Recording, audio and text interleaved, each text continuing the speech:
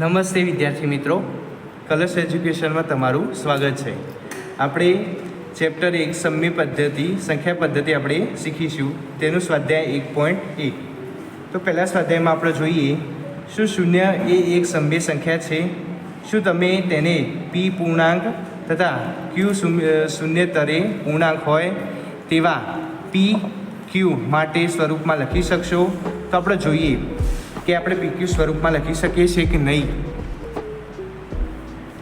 તો હા, આપણે લખી શકીએ છીએ.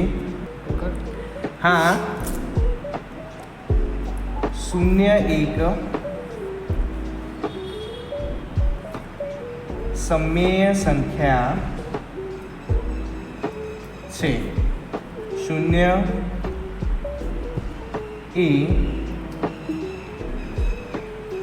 પૂર્ણ સંખ્યા પણ છે અને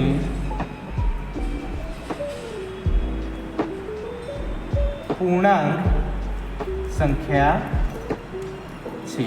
તો આપણે જોઈએ કેવી રીતે છે. તો પ્રાકૃતિક સંખ્યાઓ પહેલાં લઈએ, જેના આપણે n વડે દર્શાવીશું. તો એમાં 1 2 3 4 ડેશ ડેશ અનંત સુધી આપણે એને લખી શકીએ છીએ. પછી આપણે પૂર્ણ સંખ્યા જોઈએ, તેમાં તેને w વડે દર્શાવાય. જે સંખ્યા છે 0 1 2 3 તેને પણ આપણે અનંત સુધી દર્શાવી શકીએ. પછી આવશે પૂર્ણાંક સંખ્યાઓ. પૂર્ણાંક સંખ્યાઓને આપણે z વડે દર્શાવીશું, જેમાં આવશે ડેશ ડેશ -3 -2 -1 પછી 0 1 2 3 એના અનંત સુધી આપણે દર્શાવી શકીએ છીએ. તો આમાં આપણે જે પૂર્ણાંક સંખ્યાઓ છે એને આપણે q વડે દર્શાવી શકીએ છીએ, જેના કારણે આપણે PQ સ્વરૂપમાં તેને લખી શકીએ છીએ. તો વિદ્યાર્થી મિત્રો, હવે આપણે બીજો દાખલો જોઈશું. બીજા દાખલામાં કહે છે કે 3 અને 4 વચ્ચેની 6 સમય સંખ્યાઓ શોધો. તો આપણે જોઈએ 3 અને 4 વચ્ચેની 6 સમય સંખ્યાઓ. તો પહેલાં આપણે એવું કામ કરીશું કે 3 નીચે 1 લખીશું અને 4ની નીચે 1 લખીશું. ઉપર નીચે બંનેનો ગુણાકાર કરશું. આપણે અહીંયા 6 સમય સંખ્યાઓ કીધી છે, જેના કારણે આપણે 6 સમય સંખ્યાઓ એટલે અહીં જેટલી સંખ્યાઓ કીધી હોય એમાં 1 પ્લસ કરવાનો. એટલે અહીં 6 કીધી તો આપણે નીચે અને ઉપર બંનેના 7 વડે ગુણાકાર કરીશું. બંને સંખ્યાના 7 વડે આપણે ગુણી લઈએ. તો 7 તરી 21, 7 એકા 7, 7 ચોક 28, 7 એકા 7. આ બંનેની વચ્ચેની જે સંખ્યાઓ હોય તે આપણી સમય સંખ્યાઓ હશે. તો આટલા લખી દેવું કે 21/7 અને 28/7 ની વચ્ચેની સંખ્યાઓ સમય સંખ્યા. તો 21 અને 28 એટલે આ બંનેની વચ્ચે લેવાની છે, આ બંને સંખ્યા લેવાની નથી. તો 22/7 પછી આવશે 23/7 પછી 24/7 25/7 ને 26/7 અને 27/7. આ 6 સમય સંખ્યાઓ થઈ. હવે આપણે ત્રીજો જોશું.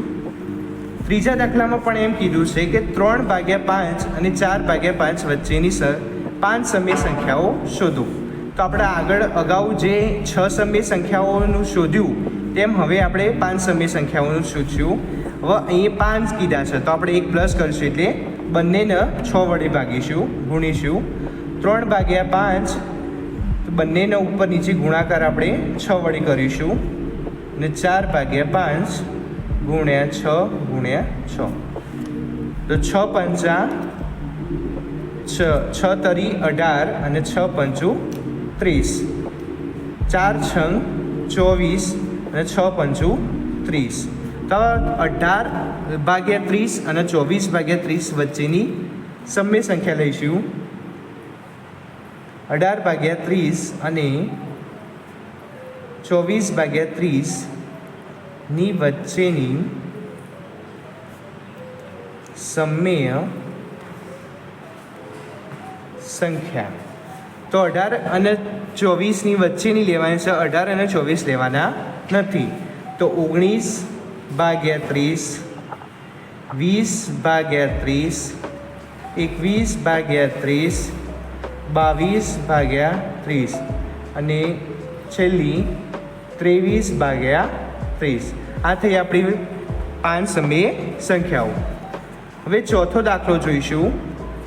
નીચેના વિધાનો સત્ય છે કે અસત્ય, કારણ સહિત ઉત્તર આપો. તો પહેલી સંખ્યા, દાખલા નંબર 4. તેમાં પહેલો દાખલો કે દરેક પ્રાકૃતિક સંખ્યા એ પૂર્ણ સંખ્યા છે. તો હા, આપેલ વિધાન સત્ય છે. તો આપણે જાણીશું, પહેલાં લખી દઈએ, આપેલ વિધાન સત્ય છે. તો કેમ સત્ય છે આપણે કારણ સહિત સમજીએ. કારણ કે પૂર્ણ સમય સંખ્યાઓ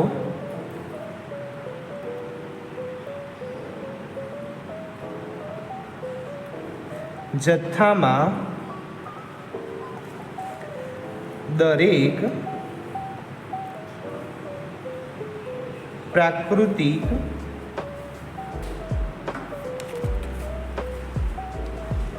સંખ્યાનો સમાવેશ થાય છે. પછી જોઈએ બીજું, એના કારણે આપણે તેને પૂર્ણ સંખ્યાઓ કહીશું. હવે બીજો જોઈએ અમને. દરેક પૂર્ણાંક સંખ્યા એ પૂર્ણ સંખ્યા છે. તો ના, આ વિધાન અસત્ય છે. તો પહેલાં લખી દઈએ આપણે, આપેલ વિધાન અસત્ય છે. કારણ કે કોઈ પણ પૂર્ણાંક સંખ્યા જેવી કે -3, -2, -1 વગેરે એ પૂર્ણ સંખ્યા નથી. તો આવી રીતે તે વિધાન અસત્ય થાય. હવે વિધાન 3 જોઈએ. તો દરેક સમય સંખ્યા એ પૂર્ણ સંખ્યા છે. તો આ પણ વિધાન અસત્ય છે. તો આપેલ વિધાન અસત્ય છે. કારણ જાણીએ. તો કારણ કે કોઈ પણ બે ક્રમિક પૂર્ણ સંખ્યા ની વચ્ચે આપેલ સમય સંખ્યા